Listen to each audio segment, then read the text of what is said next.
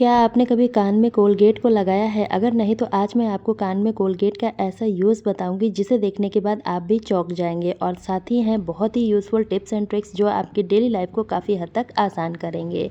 तो चलिए आज का वीडियो शुरू कर लेते हैं। दोस्तों, विंटर सीज़न जा ही चुके हैं और इस तरह के मोटे मोटे कपड़े हम सभी लोग अपनी अलमीरा में रख रहे हैं। अब इनको जब भी हम रखते हैं तो होता क्या है, ये स्पेस बहुत ज़्यादा लेते हैं और साथ के साथ इनको रखने के लिए हमें कोई ना कोई ऑर्गेनाइज़र ज़रूरत पड़ता है। तो आज मैं आपको इनको रखने का ऐसा आसान तरीका बताऊंगी जिससे आपका स्पेस भी बचेगा और आपको अलग से कोई ऑर्गेनाइज़र लेने की ज़रूरत नहीं पड़ेगी। तो देखिए, इस तरह से इसको हमें नीचे की साइड से फ़ोल्ड कर देना है और उसके बाद इसकी जो स्लीव्स हैं ना, इनको हमें ये फ़ोल्ड वाले पोर्शन में टक कर देना है। इस तरह से देखिए, मैं आपको करके भी दिखा रही हूँ। इस तरह से आपको स्लीव्स को अंदर की साइड डाल देना है। इससे क्या होगा, ये मैसी नहीं दिखेगा और बहुत ही कम स्पेस में हमारे मोटे मोटे स्वेटर जैकेट अच्छे से ऑर्गेनाइज हो जाएंगे। तो इस तरह से देखिए, आपको फ़ोल्ड करने के बाद इसको हमें फ़ोल्ड वाले पोर्शन में अंदर की साइड टक कर देना है। इससे बहुत ही छोटा सा ये पैकेट बन जाता है। अब ये फ़ोल्ड तो हो चुका है, इससे हमारा स्पेस भी बचेगा, लेकिन इनको रखने के लिए हमें कोई ना कोई ऑर्गेनाइज़र चाहिए होता है। तो उसके लिए आपको क्या करना है, इस तरह का कोई भी पुराना पिलो कवर ले लीजिए। हम सभी के घर में कुछ ना कुछ पिलो कवर पड़े रहते हैं। अब इस पिलो कवर में 2 से 3 जैकेट आराम से आ जाते हैं। आपको मैंने एक ही रख के दिखाया है, इसी तरह से आप और भी रख सकते हैं। इससे ये गंदे भी नहीं होंगे, अच्छे से ऑर्गेनाइज हो जाएंगे। आई होप आपको ये वाला ट्रिक भी पसंद आया होगा। अब देखिए, मैंने यहाँ पर ले लिया है चार्जर। चार्जर हर घर में यूज़ होता है, लेकिन आपने देखा होगा कुछ कुछ चार्जर जब हम स्विच बोर्ड में लगाते हैं तो ये अच्छे से फिक्स नहीं होते हैं। तो उसके लिए हमें एक छोटा सा टिप फॉलो करना है जिससे चार्जर बहुत ही अच्छे से फिक्स हो जाएगा, बिल्कुल भी नहीं डगमगाएगा। तो यहाँ देखिए, मैंने लिया है टिश्यू पेपर। आप कोई भी टिश्यू पेपर ले सकते हैं जो आपके पास हो, और इस तरह से 2 से 3 फोल्ड हमें कर लेना है। उसके बाद इसको हमें लगाना है इस चार्जर में। जो इसके आगे के साइड हुक बने रहते हैं ना, जिनको हम स्विच बोर्ड में लगाते हैं, वहीं पर हमें इसको अच्छे से फिक्स कर देना है। उसके बाद हमें क्या करना है, सारा चीज़ मैं आपको वीडियो में बताऊंगी, बने रहिएगा। और हाँ दोस्तों, अगर आपको इनमें से कोई भी टिप पसंद आता है तो वीडियो को एक लाइक करके ज़्यादा से ज़्यादा शेयर ज़रूर कीजिएगा, ताकि औरों को भी यह जानकारी मिल सके और वो भी इस तरह से इन टिप को अपनाकर अपने काम को आसान कर पाएँ। तो यहाँ देखिए, मैंने चार्जर के अंदर इस टिश्यू पेपर को अच्छे से फंसा दिया है। अब चलिए देखते हैं इसको हम कैसे यूज़ करेंगे।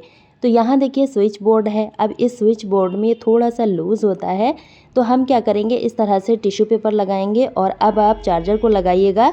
बिल्कुल भी ये डगमगाएगा नहीं और अच्छे से आपका मोबाइल चार्ज होगा, क्योंकि चार्जर जब अच्छे से फिक्स नहीं होता है तो मोबाइल अच्छे से चार्ज नहीं हो पाता है। आई होप आपको ये ट्रिक भी पसंद आया होगा। इस समय संतरा बहुत ज़्यादा क्वांटिटी में आ रहा है और संतरे का यूज़ हर घर में होता है। संतरे का इस्तेमाल तो हम कर लेते हैं इसका जूस बनाने के लिए या फिर ऐसे ही खाते हैं, लेकिन जो इनके छिलके होते हैं इनको हम उठा के फेंक देते हैं।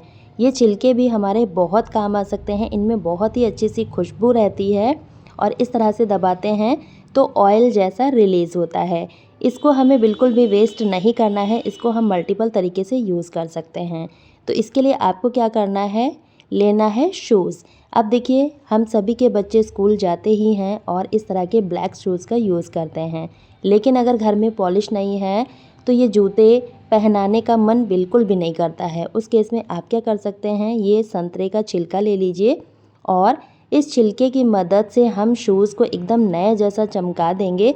आपको लगेगा ही नहीं कि आपने जूते में पॉलिश नहीं किया है।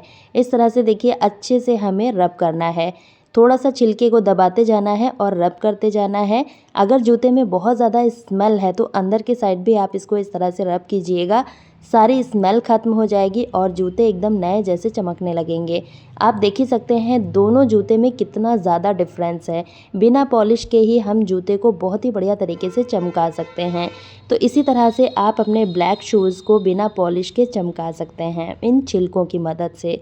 इसी तरह से आप इन छिलकों का यूज़ और जूतों में भी कर सकते हैं। जैसे कि स्पोर्ट शूज़ होते हैं, इनमें आप डालकर रख दीजिए। जिनके पैरों से बहुत ज़्यादा स्मेल आती है उसमें आप इसका इस्तेमाल कर सकते हैं। इस तरह से आप रात भर के लिए डाल के रख दीजिएगा छिलके, जितनी भी स्मेल होगी वो सारी की सारी ख़त्म हो जाएगी। बहुत ही अच्छी सी खुशबू इन जूते से आने लगेगी।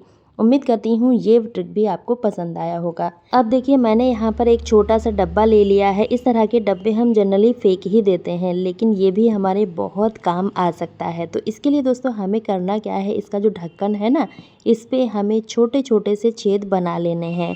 आप कोई भी नुकीली चीज़ ले लीजिए, उसको अच्छे से गर्म कर लीजिए। उसकी मदद से आप इसमें छोटे छोटे से होल बना के तैयार कर सकते हैं। तो मैंने यहाँ पर देखिए बड़ी वाली सुई ले ली है, इसको गर्म कर लिया है। उसकी मदद से मैंने छोटे छोटे छेद यहाँ पर बना के तैयार कर लिए हैं। अब ये ऑर्गेनाइज़र हमारा बन के तैयार हो चुका है। इसको हम इस्तेमाल कैसे और किस लिए करेंगे, आप वीडियो में बने रहिएगा, आपको अभी सब कुछ पता चल जाएगा। तो इस तरह से देखिए मैंने इसमें डिटर्जेंट को भर दिया है। अब दोस्तों होता क्या है, जब भी हमें डिटर्जेंट चाहिए होता है, चाहे हाथ धोने के लिए या फिर कोई और काम करने के लिए, तो हम क्या करते हैं, इस ढक्कन को खोलते हैं, उसके बाद डिटर्जेंट निकालते हैं। इस तरह से हमें बार बार ढक्कन को खोलना और बंद करना होता है। अगर हाथ गीले हैं तो डब्बे के अंदर भी पानी जा सकता है और डिटर्जेंट भी गीला हो सकता है। तो इस प्रॉब्लम से बचने के लिए आप इसका इस्तेमाल करेंगे। इस तरह से देखिए आपको डब्बे को लेना है और जितना डिटर्जेंट चाहिए आप इससे निकाल सकते हैं, वो भी बिना ढक्कन को खोले। इससे हमारा काम आसान हो जाता है, साथ ही साथ समय भी बचता है, ना ही हमें ढक्कन खोलना है और हमारा काम बहुत आसान हो गया। आई होप आपको ये ट्रिक भी पसंद आया होगा।